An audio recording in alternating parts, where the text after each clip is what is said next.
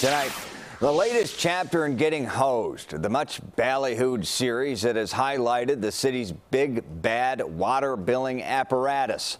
One that's often wrong, one that often lies, and one that refuses to fix itself. So we continue to fix it, one bill at a time. Most definitely getting hosed. I definitely feel like I've gotten hosed.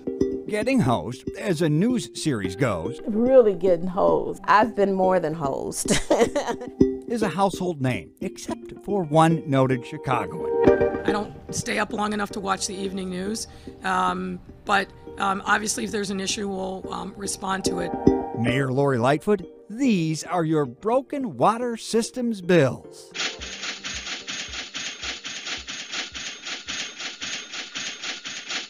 I don't stay up long enough to watch the evening news.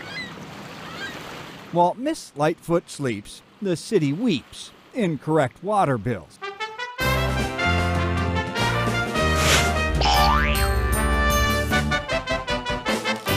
On this episode of Getting Hosed, let's play a game. I would say about 25 feet from this building to that building. Can you spot the difference between these two properties? They're both boarded up. That's not a difference. They're both vacant. Not a difference. This one has a water meter. The other one doesn't. That's it. That's an $8,000 difference. And I'll be damned if I'm going to pay the city that money. You see, William Santini owns both properties, 25 feet apart. Hasn't used a drop of water in either since 2008. The one that doesn't have a meter, like 180,000 other Chicago properties, no meter, so it guesses. Every 6 months, boom, boom, boom, boom, boom, until it adds up. You know, and that's the way the city is with no meter. The other has a meter, so it measures actual usage. The bill there, zero. I don't know. The city works in crazy ways, you know. It is the city that works. The only way for William to stop billing on his non-metered property with a jacked up bill is to register it as vacant. I've been doing buildings back and forth for 30 years, and I never knew about a registration. When did they start that registration thing? The city started this regressive money grab back in 2010.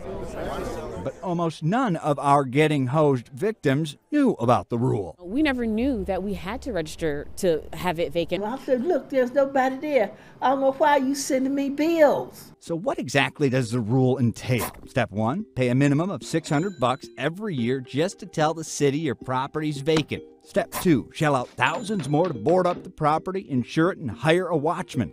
Step three, keep the grass trim and the property in tip-top shape. If not, you'll get hit with other penalties. It seems like they make these laws to go after the people for more money. That's what I think, personally.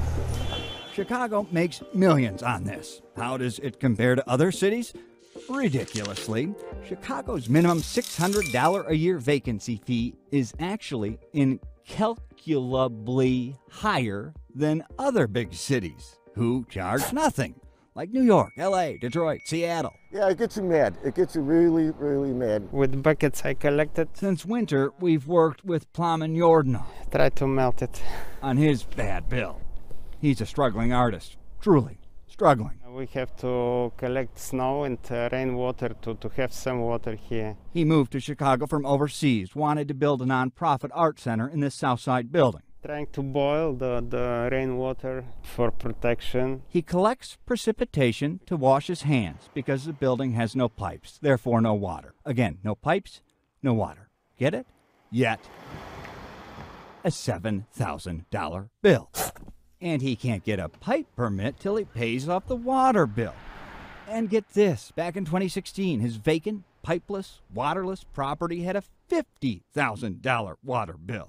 The city finally wiped it and documented the building is vacant and not receiving water. But the bills began again in 2018. It's out of logic. They have the knowledge that we don't have water, it's cut. Like all our Getting Hosed victims. Who I'm dealing with, it's too strong. I'm not matched. I will do what we always do, which is to be transparent about it. On May 27th, the mayor... Well, I'm not aware that the water department won't address your specific questions. wait a minute. I think that they've been extraordinarily cooperative. Cooperative, huh? Not like that time I filed a public records request, March 25th, 2021. You legally had 10 days to respond. Still haven't gotten it. The water department's breaking the law for 121 days and counting. So much for... It's time to bring in the light. As for our latest getting hosed victims, we fixed them. In some cases, the city does respond to our info requests, like here. City emails say a simple inspection is all it took to determine William isn't using any water. For plumbing, proof that his water has been off for years was found in a city employee's junk mail. And that's when you realize it's not a game at all.